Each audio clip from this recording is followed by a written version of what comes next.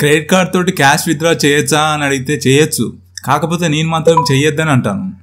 ఎందుకంటే మీరు credit card తోటి క్యాష్ విత్డ్రా చేస్తే మీకు 2.5% to 3.5% క్యాష్ అడ్వాన్స్ ఫీగా పడుతుంది. అదేవిధంగా 2.5% to 4% per month interest charges అనేవి పడుతుంటాయి. ఈ ఛార్జెస్ అనేవి మీరు ఎప్పుడైతే క్యాష్ విత్డ్రా చేస్తారో క్రెడిట్ కార్డ్ తోటి అప్పటి నుంచి పడడం అనేది స్టార్ట్ అవుతుంది అనమాట.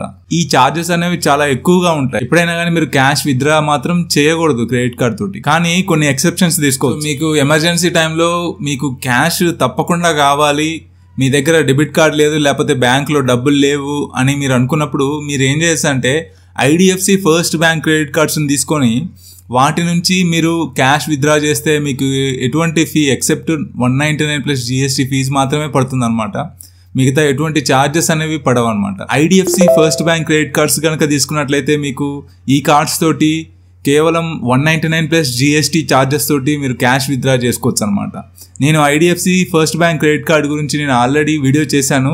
ఆ వీడియోని ఇక్కడ ఐ బటన్ మీద లింక్ చేస్తాను, ఒకసారి వెళ్ళి చూడండి. IDFC first bank credit cards అనేవి క్యాష్ విత్డ్రావల్ కి ఒక బెస్ట్ క్రెడిట్ కార్డ్ గా మనం చెప్పుకోవచ్చు అనమాట. ఈ వీడియో కనుక మీకు హెల్ప్ఫుల్ అనిపిస్తే ఈ వీడియోని ఒక లైక్ చేయండి, షేర్ చేయండి. అదేవిధంగా ఈ ఛానల్ని సబ్స్క్రైబ్ చేసుకోండి.